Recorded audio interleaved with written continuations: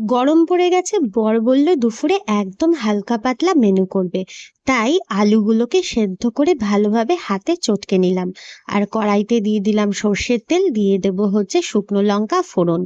যখন লঙ্কাটা ভাজা ভাজা হয়ে আসবে দিয়ে দেবো পেঁয়াজ, আর পরিমাণ মতো নুন, আর একটুখানি আদা রসুনের পেস্ট, হলুদ গুঁড়ো আর লাল লঙ্কার গুঁড়ো। সবকিছু মশলা একসঙ্গে ভালোভাবে কষিয়ে নিতে হবে। আর কষানো হয়ে গেলে যে আলুটা সেদ্ধ করে মেখে রেখেছিলাম ওই আলুটা তার মধ্যে দিয়ে দিতে হবে। এবার সবকিছু আবারও ভালোভাবে কষিয়ে নেব। আর আলুটা কষানো হয়ে গেলে রেডি হয়ে যাবে কিন্তু আমার আলুর ভর্তা।